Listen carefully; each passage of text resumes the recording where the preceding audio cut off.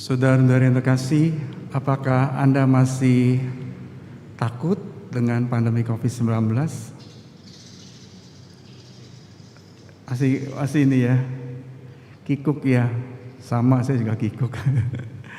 Bingung kadang-kadang ya, begini begitu bingung ya, membingungkan. Saya sharing selama 3 bulan saya awal pandemi, saya sangat bingung juga sama ya. Bingung, takut, nggak mengerti apa yang dikehendaki Tuhan dengan adanya pandemi COVID-19 ini.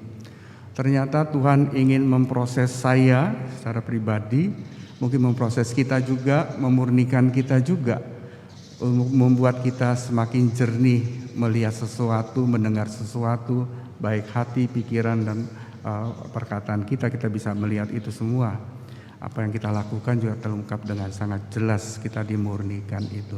Saya lihat langit semakin cerah sekarang ya, semakin biru. Dulu saya nggak pernah ngelihat seperti itu.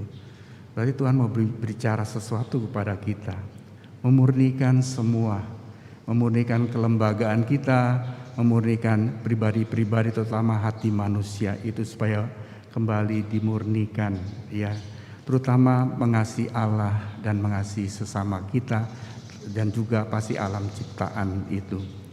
Hari ini Yesus bukan hendak mengurangi wibawa kelembagaan agama, ia malah ingin memurnikannya sehingga dapat membawa ke tempat tujuan yang sesungguhnya, yaitu kerohanian yang mendalam.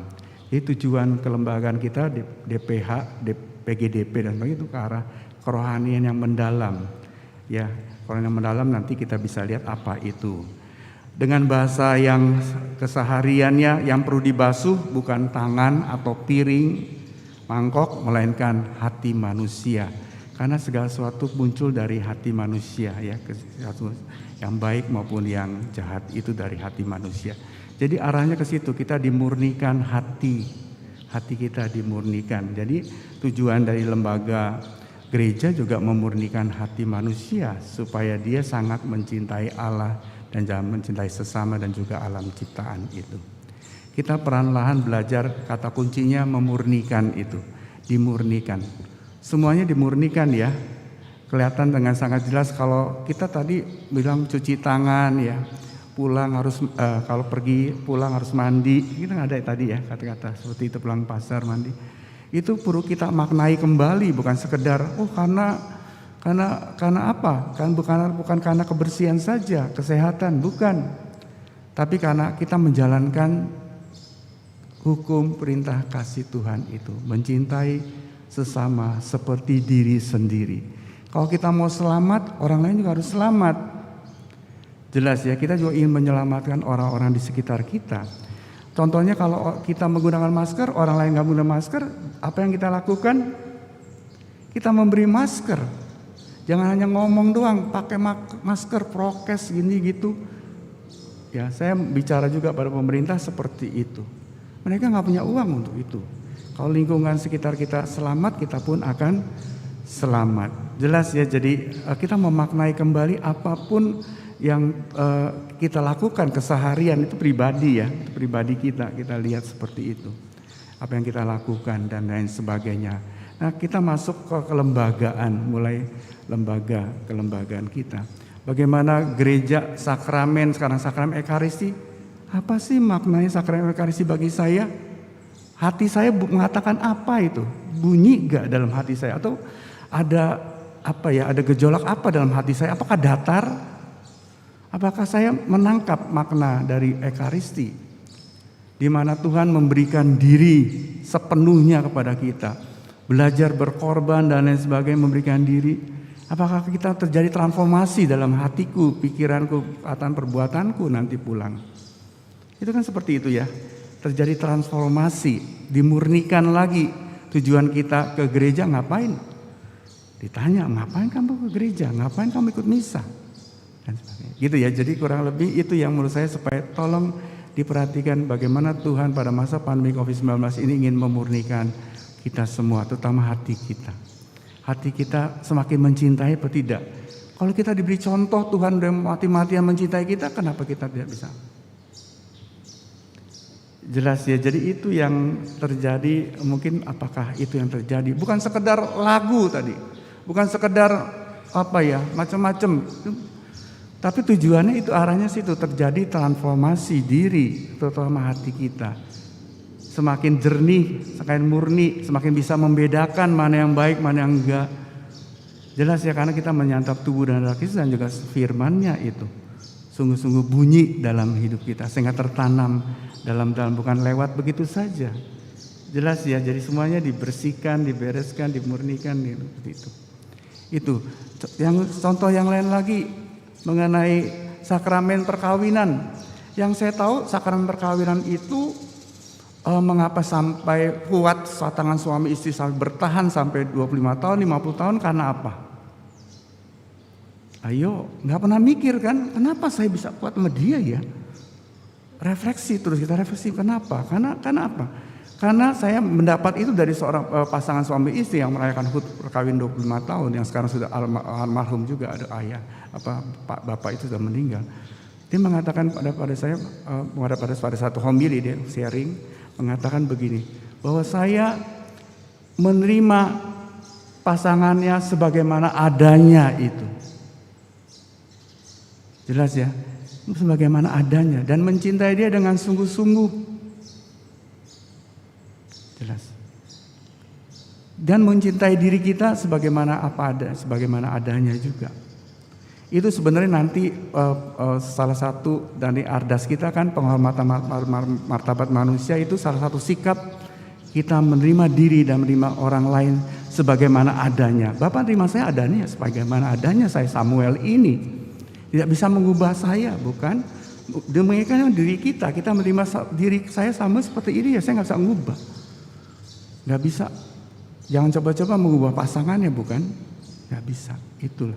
Jadi tapi mencintai dia jangan apa adanya, sebagaimana adanya, tapi mencintai dengan sungguh-sungguh. Itulah mengapa sakramen perkawinan begitu harus dimaknai kembali oleh pasangan-pasangan sehingga menjadi langgeng. Mungkin Anda sudah menjalankan tapi sulit merumuskan dan sebagainya. Saya mendapat rumusan itu dari pasangan suami istri yang 25 tahun ulang tahun itu. Sungguh luar biasa. PGDP. Tadi kan saya bilang DPH. PGDP apa itu PGDP? Kita semua kan PGDP, Bapak nanti dilantik untuk jadi PGDP juga. Jangan lupa, bukan hanya DPH. PGDP kan ada dana papanya itu. Ya, dana papanya berarti itu sama yang seperti dikatakan tadi. Ya, bacaan kedua tadi ya. Hendaklah kamu jadi pelaku, bukan penyanyi pendengar firman. Ya, mengunjungi yatim piatu dan janda-janda, itu berarti kan kesusahan, itu PGDP. Jelas ya. Jangan biarkan ada orang yang miskin terlantar di gereja ini, enggak ada. Pokoknya harus sejahtera sama seperti saya. Hebatnya sama seperti, bahkan melampaui kita dan lain sebagainya. Itu baru berhasil DPH dan sebagainya. Jadi sangat jelas ya, kelembagaan kita dimurnikan. Kita bukan hanya soal masalah harus laporan keuangan dan sebagainya, tapi bagaimana keuangan itu dikelola untuk mensejahterakan itu yang celengan tunawisma buat apa ya? Berikan pada mereka-mereka yang memang terdampak COVID-19 dan sebagainya. Kita cari lagi dan lain sebagainya. Siapapun orang itu. Bukan hanya paroki ini, tapi paroki lain dan juga orang sekitar kita.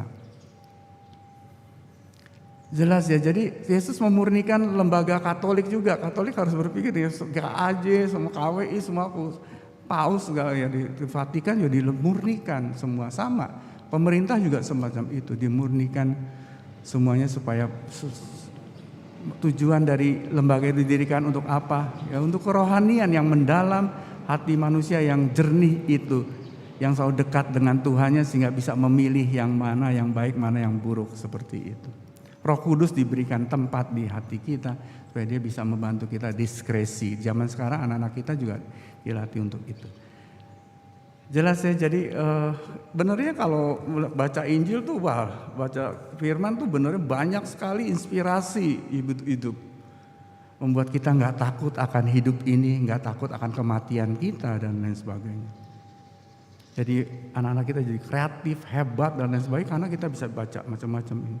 Berikanlah bekal-bekal itu pada umat dan kepada anak-anak kita, siapapun itu di sekitar kita, baik juga kepada masyarakat. banyak hoax dan sebagainya di sana sini, hoax macam gini. Kita harus mengatakan tentang kebenaran, tentang yang benar, paham baik dan lain sebagainya. Semoga itu yang kita wartakan dan sungguh-sungguh kita terjadi perubahan transformasi. Masa pandemi membuat kita jangan hanya mengeluh, kenapa begini, kenapa begitu, just do it. Lakukan sesuatu yang bisa mengubah semua menjadi lebih baik lagi. Kita bersama pemerintah, bersama gereja, bersama siapapun yang berkehendak baik, kita akan mengubah itu. Karena hati kita murni. Hati kita murni, jernih, berpikir macam-macam, melihat sesuatu, mendengar sesuatu dengan jangan dengarkan suara-suara setan atau suara-suara yang enggak benar, karena dikatakan sangat jelas dalam bacaan kedua bahwa anugerah setiap pemberian yang baik, setiap anugerah yang sempurna datang dari atas, diturunkan Bapa segala terang. Yang baik-baik dari Bapa, yang lainnya sisanya bukan. Yang baik-baik. Kita bisa tahu mana yang baik bukan, mana yang buruk bukan ya. Karena hati kita jernih. Kalau hati kita keruh, dendam, marah, begini, ngeluh terus, ya nggak bisa buat apa-apa. Tapi kalau kita jernih, kita bisa melihat, memilah-milah, melihat peluang. Nih ngomong tentang bisnis, macam bisa cek. Dekatlah dengan Tuhan supaya kita dimurnikan. Datanglah pada Yesus. Maka itu ini di open. Gereja harus buka. Misa offline terjadi karena nanti umat tidak bisa memilih mana yang baik. Hatinya tidak dimurnikan, hatinya takut, macam-macam lah itu secara kejiwaan juga mereka mengalami. Bebaskan dengan datang ke Ekaristi, mereka dibebaskan ya dari segala macam-macam ketakutan dan sebagainya. Seperti yang Anda rasakan pada hari ini juga Anda dibebaskan. Pikiran segala perasaan macam-macam hal-hal yang kurang baik Anda dibebaskan dan Anda dijernihkan.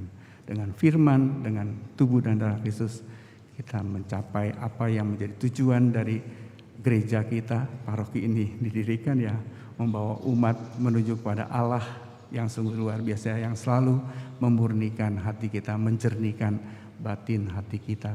Semoga itu yang terjadi dan kita masa bahagia. Kalau jernih itu enak ya, memandang sesuatu dengan terang, dengan tidak salah sangka, salah macam-macam, mendengar juga dengan baik gitu.